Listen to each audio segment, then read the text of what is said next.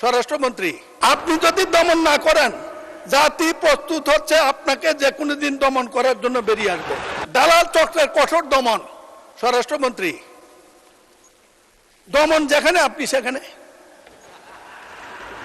আপনি যদি দমন না করেন, জাতি প্রস্তুত হচ্ছে আপনাকে যে কোনো দিন দমন করার জন্য বেরিয়ে আসবে। মাননীয় স্পিকার, আমি যেদিন দাঁড়াই সেদিনে আপনি চেয়ারে থাকেন। আমার একটু সীমাবদ্ধতা আছে, আপনার সাথে বিতর্ক করতে পারি না। আমি বলছিলাম সময় যখন দেবেন, ইচ্ছা করে কিছু কথা বলার জন্য দিয়ে, যাই হোক 6 মিনিটে যথেষ্ট দিয়েছেন, আপনাকে ধন্যবাদ।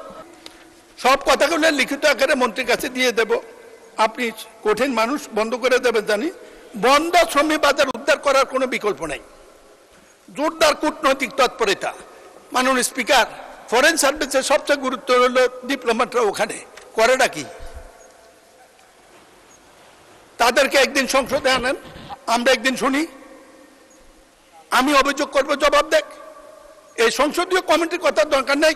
অলরেডি সংসদীয় কমিটি গঠিত হবে শ্রম মন্ত্রণালয়ের। শ্রম মন্ত্রণালয় যাকে দেবেন উনি থেকে এদেরকে ডেকে জিজ্ঞেস করুক লোকরা নির্যাতিত হয় কেন, পাসপোর্ট দেওয়ার সমস্যা কেন। মাননীয় স্পিকার, দালাল চক্রের কঠোর দমন। স্বরাষ্ট্রমন্ত্রী, দমন যেখানে আপনি সেখানে। আপনি যদি দমন না করেন, জাতি প্রস্তুত হচ্ছে আপনাকে যে কোনো দিন দমন করার জন্য বেরিয়ে আসবে। মাননীয় স্পিকার, আমি যেদিন দাঁড়াই সেদিনে আপনি চেয়ারে থাকেন। আমার একটু সীমাবদ্ধতা আছে, আপনার সাথে বিতর্ক করতে পারি না। আমি বলছিলাম সময় যখন দেবেন, ইচ্ছা করে কিছু কথা বলার জন্য দিয়ে, যাই হোক 6 মিনিটে যথেষ্ট দিয়েছেন, আপনাকে ধন্যবাদ। আমি শুধু বলবো, এই ব্যাপারটি সমাধানের সাথে মাননীয় সরকার প্রধান জনাব তারেক রহমান হাউজে নাই, আপনারা আছেন বিরোধী দল মিলে।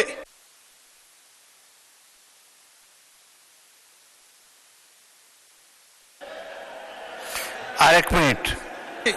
যদি আমাদের ইজ্জত, 24-এর ইজ্জত, মুক্তিযুদ্ধের ইজ্জত, দেশের ইজ্জত, বিদেশি ডলার ইনকামকারীদের ইজ্জত, এই রিমান্ডার যোদ্ধাদের ইজ্জত, জাতির ইজ্জত রক্ষা করতে চান, একটি কাজে করেন, যে কোনো কারণে হোক এদের উপর নির্যাতনকারী ম্যানপাওয়ার ব্যবসায়ী এবং বিদেশি দালাল তাদের বিরুদ্ধে কঠোর ব্যবস্থা নেন, তাদের মুক্তি দেন।